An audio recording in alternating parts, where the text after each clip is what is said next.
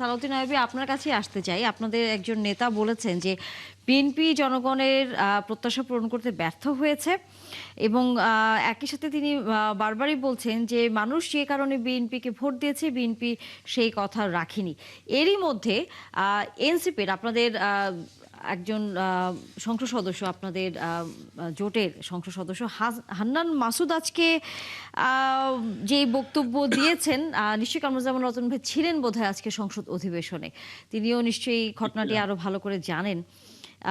হান্নান মাসুদ সরাসরিই বলছেন, মাননীয় প্রধানমন্ত্রীকে উদ্দেশ্য করেই তিনি আসলে বলেছেন যে ঋণ খেলাপি ইসলামী ব্যাংক দখল নিয়ে কথা বলতে চান, তখন প্রধানমন্ত্রী বলেন আপনারা সবাই জমিদার, তার যারা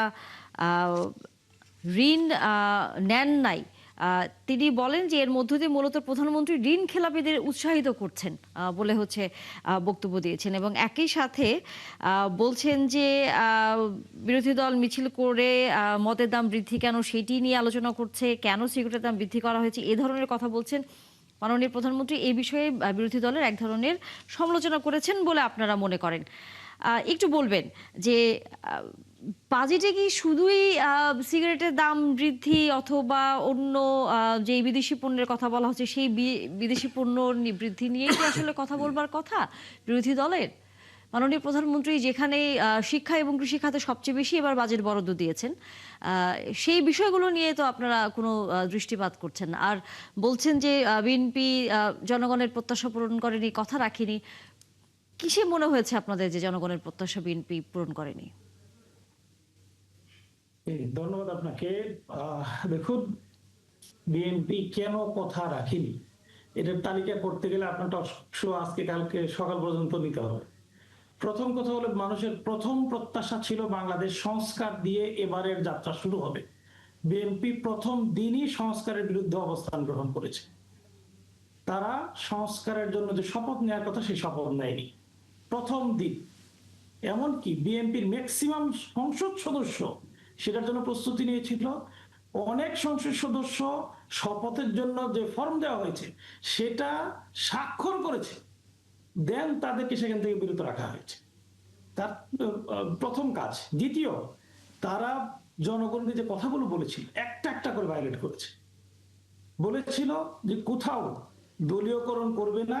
বিএনপির যে 31 দফা ছিল, 31 দফায় উল্লেখ করা ছিল তারা প্রশাসক বসিয়ে কোন নির্বাচিত প্রতিনিধির স্থলাভিষিক্ত করবে না। তারা জেলা পরিষদের প্রশাসক বসিয়েছে, সিটি কর্পোরেশন প্রশাসক বসিয়েছে। গুরুত্বপূর্ণ জায়গা, এমনকি বাংলাদেশ ব্যাংকের মতো তো গুরুত্বপূর্ণ জায়গায়ও তারা দলীয় লোক বসাতে কোনো ধরনের কুণ্ঠাবোধ করেনি, যেটা বাংলাদেশের এই 54 বছরের ইতিহাসে এরকম ঘটনা কোনোভাবেই ঘটে। এইভাবে দলীয়করণ কোনো সময় একেবারে বাংলাদেশ ব্যাংক থেকে শুরু করে এই জায়গায় দলীয়করণের ফলে গত 17 বছর কি ঘটেছে সেখান থেকে বিএনপি কোন শিক্ষা নিয়েছে বলে মনে হচ্ছে। আমরা দেখেছি যে ফেসিস্ট সরকার চলে যাওয়ার পরে বাইতুল মুকাররমের খতিবকে পর্যন্ত পালিয়ে যেতে হয়েছে। এই জনগণ যদি জেগে উঠে, যাদেরকে প্রশাসক বসিয়েছে তারা কি থাকতে পারবে? পারবে না। কিন্তু এটা ভুলে যায় মানুষ। এটা যে কি এক মধু, এই মধুর টানে অন্য সব ভুলে যায়। কি দরকার ছিল প্রশাসক বসানো? আমি একটা প্রশ্ন করতে চাই আপনাকে। তৃতীয়ত বলি, আমি তৃতীয়ত জায়গায় বলি, এটাকে শেষ করি। আইন শৃঙ্খলা পরিস্থিতি দেখুন, আজকে ইসলামী ছাত্র শিবিরের সাগাটা উপজেলার একটা ইউনিয়নের সভাপতিকে খুন করা হয়েছে এবং প্রকাশ্য দিবালুকে কুপিয়ে খুন করেছে উপজেলা মসজিদের সামনে।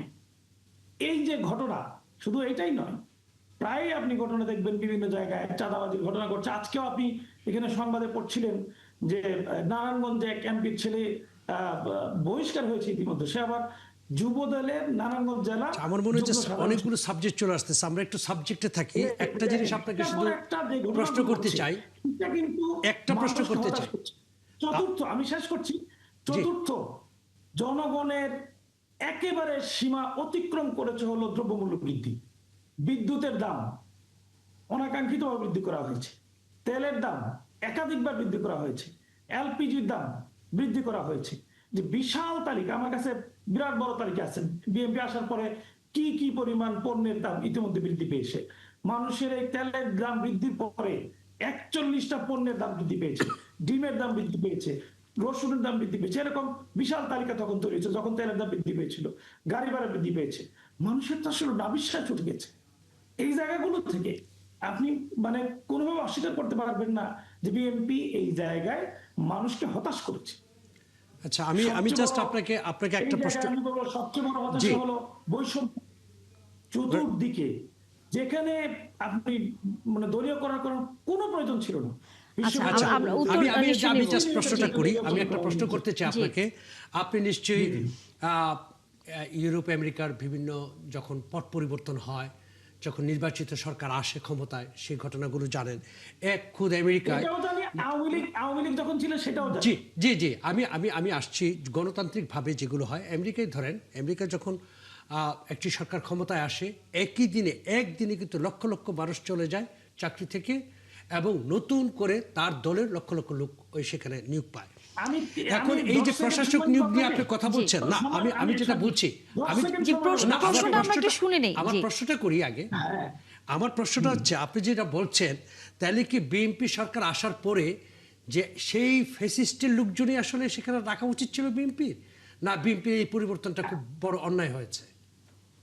ওকে, আমি 10 সেকেন্ড একটা প্রশ্ন করি। আপনি ইউরোপ আমেরিকার পুরো ইতিহাস ঘেটে একটা উদাহরণ দেখান যে নিউ ইয়র্ক সিটির মেয়রের পরিবর্তে কোন দলের একটা প্রশাসক বসানো হয়েছে, একটা উদাহরণ দেখান। আপনার কামরুজ্জামান রতন, আপনার কাছে আসতে চাই। আপনারা দলীয়করণ করছেন বিভিন্ন জায়গায়, বিরোধী দল বারবার এই প্রসঙ্গটি তুলে এনেছেন এবং যে প্রশাসক নিয়োগের বিষয়টিও তারা সামনে নিয়ে এসেছেন। আপনারা দলীয়করণ আসলে কি করছেন? আসলে আইবি ভাইয়ের সাথে আজকে পার্লামেন্টে কথা হলো। আসলে বিরোধী দলের কাজ কি? ছিদ্র অন্বেষণ করা, কিন্তু সেটা সত্যতা না একটা শুধু আমার ব্লেম গেম, বা আমি ব্লেম দেওয়ার জন্য ওনাদের কিছু বলতে হবে। আমরা তো কাজের মধ্যে থাকি, উনি তো বলবি। আইবি ভাই, এই যে আপনি ওবামার প্রশাসন ছিল, আমি কেন উদাহরণটা দিব না? যদি এই এক্সাম্পলটা যদি আমার অনুকরণীয় দৃষ্টান্ত হয়, আমি ফলো করব না কেন? আচ্ছা, এই যে ট্রাম্প এসে একজনকে হোয়াইট হাউসে কি একজনকে তার মানে কোনো জায়গায় রেখেছে? আমরা বলে আমরা কি ওই মানসিকতা থেকে বেরিয়ে আসতে পারছি না? এই যে শাসন ব্যবস্থার অবকাঠামো থেকে আমরা বেরিয়ে আসতে পারবো? মনে করেন আপনার সাথে আমার যতই একটা দোস্তির সম্পর্ক থাকে, আপনার ড্রাইভারটা যতই আপনাকে আমাকে ভালোবেসে দিতে চান, আপনার ড্রাইভারটা আমি কিন্তু নেব না, বা আমার ড্রাইভারটা আপনি কিন্তু কখনো নেবেন না। এটা বাস্তবতা স্বীকার করেন। আপনি যেটা বলেছেন প্রশাসক নিয়োগ করা বা বিভিন্ন ক্ষেত্রে যেটা বলেছেন, আমরা যাকেই এই সাময়িক ভাবে নিয়োগ করেছে, নিশ্চয়ই এটা তো অফুরন্ত অনন্ত সময়ের জন্য তারা থাকবে না। এবং এখানে বলেছে সরকারি টাকা বাই দিয়ে ডিসেম্বর, না বাই ডিসেম্বর, ডিসেম্বরে বলেন বাই অক্টোবরে এই ধরনের চালাইতেছে, শত শত কোটি টাকা খরচ করতেছে, নিজের মেয়র ইলেকশন করতেছে নিজে, প্রশাসক বড় চালাইতেছে। শুনেন, আপনি একটা এলাকাতে, আমি একটা এলাকা আছি। আরে ভাই, আমি ভাই এই পর্যন্ত এত গল্প শোনাচ্ছেন, তাহলে তো বাংলাদেশে আওয়ামী লীগ সরকার ছিল, আমার একটা হেলদি একটা অর্থনৈতিক ভিত রেখে গিয়েছিল। আপনার এক একটা মন্ত্রীর সাথে গিয়ে কথা বলেন, তারেক রহমান যখন বাংলাদেশের প্রধানমন্ত্রী বলে যে চেয়ারটা গরম, যে অবস্থা রেখে গেছে, আসলে একটা ভয়ানক সিচুয়েশন।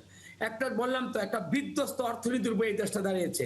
বাংলাদেশে এই এখন নতুন বাজেট হলো, এই যে এত ঘাটতি বাজেট, যতটুকু দেখছেন এই যে উদ্বৃত্ত বাজেট, যতটুকু এই 6 লক্ষ মানে 6.5 লক্ষ কোটি টাকা উঠাতেই কিন্তু এই সরকারকে রান করাতে হবে। সুতরাং এইটা কিন্তু হেডেক।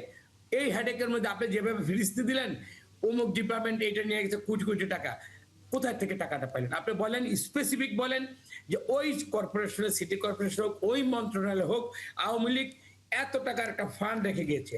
আপনি স্পেসিফিক বলেন ওই ব্যাংকে এই প্রকল্পে এতগুলো টাকা রেখে গেছেন, আপনি বলতে পারেন। কিন্তু আমি আপনাকে এতটুকু বলি, কথা বলি সত্যতা, আমরা সতের উপর কথা বলি এবং সত্য নির্ভর না, তাদের বাজেট পেশ করছে, অনেক কোটি টাকা বাজেট এখনো আছে, সিটি কর্পোরেশনের নিজেদের টাকা আছে, সেটা লোকে বাজেট পেশ করছে ইতিমধ্যে।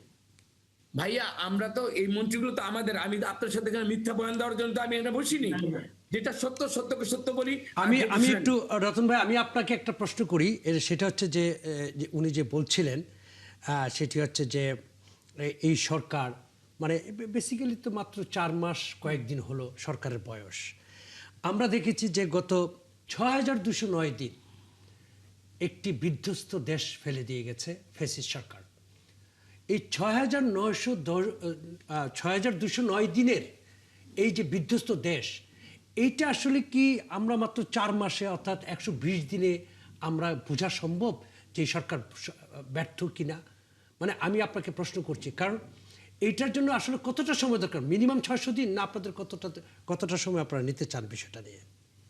আসলে মানে কি বলবো, কথার ফুল জুড়ে দিতে আমার সমস্যার সমাধানটা হবে না। গাজা বা এই যে দেখেন ইরানের সাথে একটা চুক্তি হলো, কখন কখন কোন পর্যায়ে যাওয়ার পর, এখন কি ওভারনাইট যতই আপনি এখানে তাকে অ্যাসিস্ট করেন বা বিভিন্ন ফান্ড থেকে দেন, একটা এটা গাজা এরিয়া, এটা বাংলাদেশের অর্থনীতিকে আমি গাজা বিধ্বস্ত হয় আমি হিসাবে আমি একে ট্রিট করতে চাই। গাজাকে যেমন ওভারনাইট যতই আপনি ফান্ডিং করেন, আপনি এটাকে মানে অবকাঠামো তৈরি করতে পারবেন না। গাজার চিহ্ন যেরকম নিশ্চিহ্ন করে ফেলেছে, বাংলাদেশের অর্থনীতিকে ভিতটা নিশ্চিহ্ন করে ফেলেছে। আপনি বিরোধিতা করতে পারবেন। এখন জিনিসটা কি জানেন, আজকে আইবি ভাইদের যদি ক্ষমতা দিতাম, হয়তো আল্লাহ তাআলা আমাদের আসমান থেকে মানে মান্না সালোয়া মানে পাঠাতো, না হলে আরেকটা কথা হইতে পারতো যে এমন আলাউদ্দিনের চেরাগ ওনাদের কাছে থাকলে হয়তো ওনারা ওভারনাইট মানে সমাধান করতে পারতো। আমি আইবি ভাইকে আপনাকে বলতেছি, আপনার চোখটা খোলা রাখুন। আমার এফিসিয়েন্টলি আমার সরকার সততার সহিত যা পেয়েছে এবং যা ওনারা প্ল্যান করেছে, দেখেন মাথা থাকলে মাথা ব্যথা হয়। একটা আমার এখানে একটা বাজেট দিয়েছে, নিশ্চয়ই যারা দিয়েছে চিন্তা করে দিয়েছে, তারা কিন্তু হেডেক, এটা কিন্তু প্যারাসিটামল ট্যাবলেট খেয়ে কিন্তু এই সমস্যার সমাধান করা যাবে না। নিশ্চয়ই সরকার দায়িত্ব নিয়েছে। আমার মনে হয় সরকারের সময় আপনারা দেওয়ার কিছু নেই, বাস্তবতা শুধু চিন্তা করেন আপনারা সে ক্ষমতায় যেতেন, তারপরে এই বিধ্বস্ত অর্থনীতি কোথা থেকে আপনারা এটা পেতেন? আপনারা যতই আপনারা সুন্দর সুন্দর কথা বলবেন, বিরোধীতে থাকলে এটা বলা যায়, বাস্তবতা যখন আপনার দায়িত্বটা কাঁধে পড়বে তখন আপনার বোঝা যাবে আসলে আপনি হিমফিম খেতে হয়। আবারও বলছি, বিএনপি সুচারুভাবে দক্ষতার সহিত অনেস্টলি কাজ করছে কিনা এইখানে কোথাও দলীয়করণ করছে না বিএনপি, এই বিষয়টি কি দলীয়করণ করছে না। এখন আপনাকে বলি, যাদেরকে দরকার যে জায়গায় তাদেরকে বসাচ্ছে, ওই বসাবার পরে সে এখানে দলীয়করণ করছে কিনা, সে অব্যবস্থাপনায়, সে এখানে সোজা কথা দুর্নীতির মধ্যে জড়িয়ে যাচ্ছে কিনা বিএনপি। আমার মনে হয় আইবি ভাই অনেক হয়েছে। আমি মনে করি আমরা কথা বলি, এনাফ ইজ এনাফ। কথামালা দিয়ে এই সমস্যার সমাধান করা যাবে না। আমার বিনীতভাবে বলছি, তারেক রহমান যেইভাবে সাশ্রয়ী মনোভাব নিয়ে ওরা ব্যক্তিগত জীবন বিভিন্ন ভাবে বলেন, ওনার আন্তরিকতা এবং প্রচেষ্টাকে আপনার একটু দাম দিতে হবে। একটা প্রশ্ন করি যদি সুযোগ দেন আর কি। জি প্লিজ। আপনি জানেন যে সারোয়ার আলম একজন ম্যাজিস্ট্রেট ছিলেন, ম্যাজিস্ট্রেট থাকতে খুবই আলোচিত ছিলেন। তিনি সম্প্রতি সিলেট জেলা প্রশাসক হয়েছেন, ডিসি হয়েছিলেন। আজকে তাকে সেখান থেকে প্রত্যাহার করা হয়েছে। গত কয়েকদিন ধরে বেশ আলোচিত হচ্ছিল শাহজালাল এবং শাহপরান মাজারের যে ব্যবস্থাপনা এবং অর্থনৈতিক ব্যবস্থাপনা, এই দুইটা নিয়ে তিনি কাজ করছিলেন। এবং তিনি বলেছেন আজকে ওনাকে প্রত্যাহার করার পরে গণমাধ্যমে বলেছেন যে আমি তো ভালো কাজে হাত দিয়েছিলাম, যাদের পেটে হাত পড়েছে তারা আমাকে লাথি মেরেছে। আচ্ছা, এখন অনেক নেতাকে দেখেছি, আমি অনেক নেতাকে দেখেছি সারোয়ার আলমের পক্ষে কথা বলতে, কিন্তু সেই বিএনপি আজকে এরকম একজন না, কিন্তু উনি তো কাউকে তো উল্লেখ করে বলেননি কাদের পেটে হাতের কথা যে বলেছেন, সেখানে তো উনি বলেননি যে বিএনপির কারো কোনো কিছুতেই সেখানে সম্পৃক্ততা আছে। প্লিজ জি আমি এটা উত্তর দিচ্ছি। আমি আপনাকে কথা বলি, শুনেন। যখন দায়িত্বটা পেয়েছিল তখন বিএনপি খুব ভালো ছিল, বা এই কর্তা ব্যক্তিরা তার পক্ষে ছিল, বা তখন একটা সাধু সাধু একটা মানে এরকম একটা মনোভাব ছিল। আপনি নিশ্চয়ই তারেক রহমান আমাকে ধরেন একটা জায়গায় বসালো, আমি যদি অদক্ষ হই, আমি যদি চোর হই, আমি যদি এটাকে ম্যানেজমেন্ট যদি আমি দক্ষতার প্রমাণ না করতে পারি, নিশ্চয়ই আমাকে চেহারা দেখে তারেক রহমান বসিয়ে রাখবে না। এটা ডাইনামিক। এবং আমি অদক্ষ চোর এটা বলতে চাচ্ছেন? আমি বলতে চাই নিশ্চয়ই তার কথা বলতে, এটা আপনি আসলে স্পেসিফিক বলেন যে সে এই কারণে সে এখান থেকে চলে গেছে, তাহলে বলুক সে এত সৎ এত সাহসী হয়, তাকে স্পেসিফিক বলতে বলেন। সাধারণ বাজারে যে অর্থনৈতিক অস্বচ্ছতা রয়েছে, দুর্বলতা রয়েছে, লেনদেনে অস্বচ্ছতা রয়েছে, দুর্নীতি হয়, এটার বিরুদ্ধে কথা বলার কারণে, সেখানে যে মাদকের লেনদেন হয় সেটার বিরুদ্ধে অ্যাকশনে যাওয়ার কারণে সেটা তাকে কি সেখান ওনার থেকে প্রজ্ঞাপনে সেটা কি প্রত্যাহার লেখা করা হবে। আছে? না আমি একটু না, একটু না, প্রশ্ন না। করি বা- যে এই ওনার প্রজ্ঞাপন, ওনাকে যে যে প্রজ্ঞাপনটি জারি করা হয়েছে, কোন প্রজ্ঞাপন এরকম লেখা হয়? না তাইলে যেই- আপনি যেই- আপনি কি আমি করে বলি, বলছেন যে BNP শুধু এই কর্মী, স্পেসিফিক এই আমি কারণে? বলছি, BNP যে না না কর্মী আমার প্রশ্নটা ধর্ষণের শেষ কারণে করি, বহিষ্কার হয়। আমার প্রশ্নটা শেষ করি। আমি বলি বিএনপি, আপনার প্রশ্ন তো একটা করছেন, এটার উত্তর দেই, তারপর একটা না না না আমার প্রশ্নটা করি যে সেটা হচ্ছে যে আপনি কি করে ভাবছেন যে শুধু এই কারণেই তাকে এখান থেকে উইথড্র করা হয়েছে? আমি বলছি যে বিএনপির কর্মী দর্শনের দায়ে প্রত্যাহার হয় বা বহিষ্কার হয়, তাকেও লেখা হয় দলীয় শৃঙ্খলা ভঙ্গের দায়। দর্শনের কথা সেখানে লেখা হয় না। আমি জানি আমার জেলার ছাত্র দলের সভাপতি বহিষ্কার হয়েছিল, কিন্তু সেটা লেখা হয়নি। আমি সে আবার আইয়ুব ভাই আপনাকে এখন তাহলে সরাসরি প্রশ্ন করি, আমি একটু শুনেন, নোংরা জিনিস নিয়ে ঘাটাঘাটি ভালো না, কারণ অন্যের সম্মান, শোনেন, আমি আপনাকে বলি, না না আমি আপনাকে বলি, please let me- please আমাকে একটু বলতে দেন। শুধুমাত্র দলীয় বিবেচনায়, শুধুমাত্র অন্যায়ের বিরুদ্ধে সে আজকে আপনি ভূমিকা আমার রাখার কথাটা বলেন, শুনেন, আপনি যে এই পর্যায়ে ধরনের কাজ এখন টেনে নিয়ে বিএনপি যতদিন করবে ততদিন দীক্ষিত হবে। আপনাকে আমি বলি, বিএনপি শুভাকাঙ্ক্ষী, আমি শুভাকাঙ্ক্ষী আপনাকে হিসেবে বলি। বলছি, বিএনপি শুভাকাঙ্ক্ষী। এই ধরনের কাজ, আপনার ভালো মানুষকে যতদিন কাজ করতে দিবেন না, ততদিন কিন্তু মানুষের কাছে ঘৃণিত হবে। আইবি ভাই, বিএনপি কে সৎ লোককে কাজ করতে দিচ্ছেন না, এইটার খবরদারি কি আপনার নেওয়া উচিত? বা আপনি তাহলে বলি, আমি তো বলতে চাচ্ছিলেন না আইবি ভাই, আমাকে তো বলতে দেন, তাহলে আমি কুমিল্লায় যাই হয়েছে আমি বলতে চাচ্ছি না, তাকে ওইখানে কি আপনারা অভিযোগ করার সময় যখন তাকে বহিষ্কার করলেন তখন লিখেছেন স্পেসিফিক যে তাকে, আমি মুখ দিয়ে কিন্তু বলতে চাচ্ছি না, আপনি কি তাকে যে কাজটার জন্য সে প্রতারণা করেছে মহিলার সাথে দীর্ঘদিন, আপনি কি লিখেছেন ওইখানে যে এই কারণে তাকে বহিষ্কার করেছে? আপনি একটা উত্তর দেন তো, এটা না, বলছেন? সেটা লিখবে না, সেটা আমি সাংবাদিক সাহেবের আপনার ক্ষেত্রে আপনার দল লিখবে না, এটা ভাই আপনাকে একটা কথা বলি, মানুষ কিন্তু এখন সচেতন, আপনার আমি যে কথা বলছি একটা তৃতীয় কিন্তু একটা মত আছে, কিন্তু যেটা সত্য এইটার উপর কিন্তু মানুষ ডিসিশনটা নিবে। আপনি শুধু কথামালা দিয়ে আপনি আমাকে আপনি কি বলবো, আপনি শুধু গায়ের জোরে কোনো অথেন্টিকেশন নেই, আপনি কথাগুলো বলে যাবেন। আমি শুধু দেখবেন যে যে অপরাধ করুক ওই অপরাধের পরে তাকে শাস্তি দিচ্ছে কিনা এবং দল তাকে কোনো ছাড় দিচ্ছে কিনা, আপনি এটা দেখেন। আপনি বলেন নারায়ণগঞ্জের এই যে ব্যাপারটা, আমি যতটুকু জানি নারায়ণগঞ্জের সেটেনটা এরকম ছিল, তাকে যদি যে রক্ষা করতে যাবে তাকে সহ অ্যারেস্ট করা হবে। এটা কি গভর্নমেন্টের মনোভাবটা কি আপনি কি অ্যাপ্রিশিয়েট করবেন? করবেন না আপনারা, কারণ আপনারা ওই একজন অ্যারেস্ট হয়েছে, কেন অ্যারেস্ট হয়েছে? আমি কি সাধু বা আমার সন্তান সে কি সাধু? হতেই পারে, হতেই পারে যে কোনো ব্যক্তি যে কোনো সময় ওই এমপি কি আপনাদের দলের? ভাই অবশ্যই উনি কি আপনাদের দলের নাকি? অবশ্যই আমাদের দলের। হ্যাঁ, আমার মনে হয় যে আমরা আসলে আলোচনাটা তো বাচ্চা একটু অন্যদিকে চলে হ্যাঁ। যাচ্ছি। তো আমরা মনে হয় যে আমরা যদি একটু ট্র্যাকে আসি সেটা ভালো হয়। সেটা হচ্ছে যে কথাটি আমি দুজনকে বলবো যে এই যে বারবার বলা হচ্ছে যে মানে বিশেষ করে বিরোধী দল বা বিরোধী মত, আর আপনি যদি ক্লিয়ার করতেন যে এই মানে 220 দিনে আমরা একটা সরকারের হিসাব করে ফেলছি একটা মোটা দাগে, তো এইটা আসলে কতটা বাস্তবসম্মত হিসাব যে সরকার ব্যর্থ কিংবা সফল?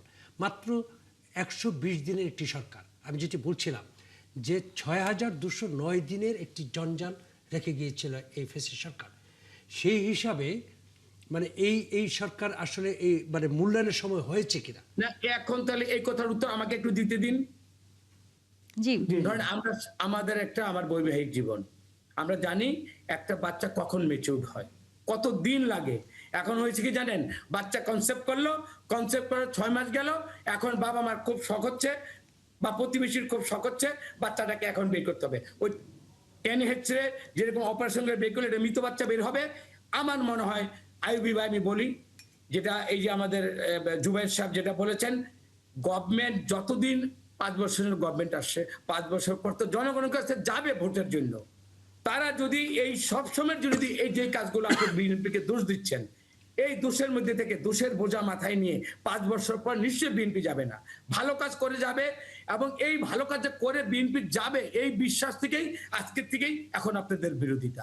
আমার মনে হয় বিএনপি যখন যাবে নিশ্চয়ই জনগণের কাছে বিএনপিকে জনগণের কাছে একটা পাক সাফ হয়ে যাব আমরা। আমি নিশ্চয়ই যখন যেতাম বা আপনি যখন যাবেন নিশ্চয়ই কিন্তু জনগণের কাছে ওই দায়বদ্ধতা থেকে ওই জবাবদিহিতা নিয়ে কিন্তু জনগণের সামনে আপনাকে যেতে হবে। আমার মনে হয় এই 4 মাসের গভর্নমেন্টকে যেভাবে আপনারা ম্যানিপুলেট করে মানে যেভাবে বলতে চাচ্ছেন মেলাইন করে ছোট করে, আমার মনে হয় এখনই যদি এত ছিদ্র অন্বেষণ করেন সালাউদ্দিন আবি, এই বিষয়ে আপনার কোনো মন্তব্য থাকলে আমাদের আসলে আলোচনা শেষ করতে হবে অল্প করে 1 মিনিটের ভেতর। যে এ বিষয়ে আমার কথা হলো, দেখুন 4 মাস না 4 দিন না 4 সপ্তাহ, আমি মনে করি না এটা কোনোভাবে ম্যাটার করে। তার কর্মটা কি, তিনি এই 4 মাসে কি কাজ করেছেন? আপনার মনোভাবটা দেখেন, আমার তারেক রহমানের মনোভাবটা দেখেন। একটু দেখি আমি মনোজন ভাই, আমি একটু শেষ করি। আমি আপনার কর্মটা দেখি, এবং আমি এটা বলি না যে বিএনপি একেবারে আওয়ামী লীগের মতো পচে গেছে, বিএনপি এখনই সরকার থেকে সরে যেতে হবে, একথা বলি না। কিন্তু বিএনপি যে কাজটা করে সেই কাজটাকে আমি বলতে হবে না বা বলবো না, এটা যদি না বলি তাহলে গণতন্ত্রটা কোথায় আসে? দেখুন, একজন মন্ত্রী তার উপজেলায় প্রতিমন্ত্রী হিসেবে তিনি 76 কোটি টাকা নিয়েছেন এই 4 মাসে। আর আমি দায় নিয়ে বলছি, রতন ভাই নিজের সংসদ সদস্য, আমি একজন সংসদ সদস্য, আমার উপজেলায় এখন পর্যন্ত 1 কোটি টাকাও পাইনি। তাহলে এক জায়গায় 76 কোটি টাকা যাবে, আরেক জায়গায় 1 কোটি টাকাও পাবে না, এটা কি কোনোভাবে কোন দলীয় স্ট্যান্ডের জায়গা থেকে সঠিক হতে পারে? আমি কি এই কথাটা বলতে পারবো না? আর সেই 76 কোটি টাকা নিয়ে 8টা প্রতিষ্ঠানে বন্টন করা হয়েছে। 8টা প্রতিষ্ঠানের 5টা প্রতিষ্ঠান বা টেন্ডার যে প্রতিষ্ঠানগুলো পেয়েছে সে 5টা হলো সেল, মন্ত্রীর সেলের নামে। তাহলে বলেন এখানে কি দুর্নীতির সম্ভাবনা আছে না? এটা যদি আমি না বলি, আমাকে যদি বলতে না দেন ইনকমপ্লিট থেকে যাবে। আপনি শুনেন, আমরা এই যুক্তি খণ্ডন আসলে সামনের দিনগুলোতে চলতেই থাকবে। আমরা নিশ্চয়ই আবারও আলোচনা করব, সুযোগ পাবো। আজকে আলোচনা শেষ করতে হচ্ছে কামরুজ্জামান রতন, অনেক ধন্যবাদ এবং একই সাথে দুঃখিত যেহেতু সময় দিতে পারছি না। সালাউদ্দিন আবি, আপনার সাথে নিশ্চয়ই আবারও আগামীতে কথা হবে।